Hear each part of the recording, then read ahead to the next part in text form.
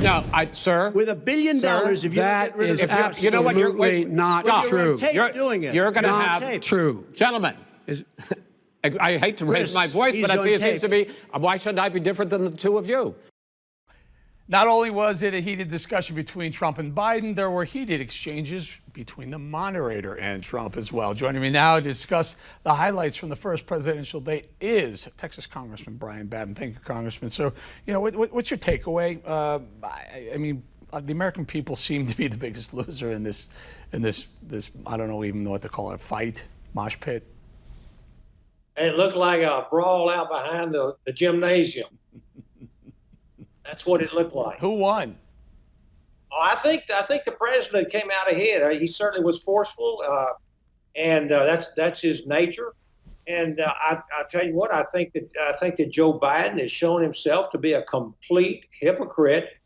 He went low almost immediately, lit into the president, and quite frankly, I hate to use this word, but he looked like a buffoon and very mean-spirited.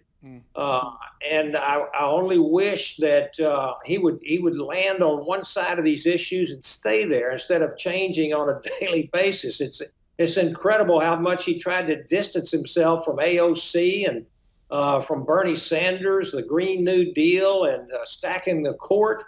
You name it. It's just crazy to see him all over the board like that. Absurd.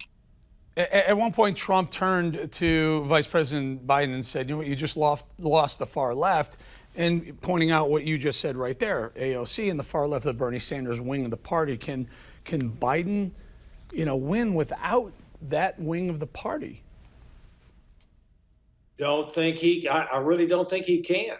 His running mate, she's right over there with the radicals. She was one of the original co-sponsors of the Green New Deal in the Senate. And quite frankly, you go to Vice President Biden's page on social media, and he's staked out a position with the Green New Deal, that it's a framework with which to work. So I can tell you, being from the state of Texas, getting rid of all fossil fuels, the oil and gas industry would be just a tremendous disaster. And he's hiding. He's actually hiding, not only in the basement, but hiding his positions.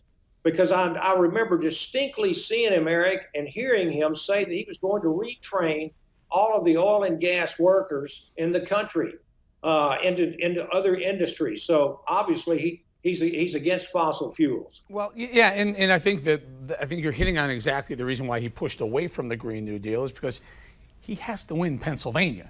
If he doesn't win Pennsylvania, it's going to be a very difficult win for Vice President Biden to win the election. And so, as you know, there's a lot of gas production, a lot of oil production in the state of Pennsylvania. So he doesn't want to look like he's attaching himself to non-fossil fuel energy production.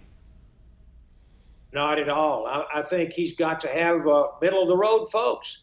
And the way he has been behaving this past few months, he's been in favor of defunding the police departments. He has sided with these Democrats that have fomented and enabled a lot of this rioting and civil disobedience going on and violence around the country.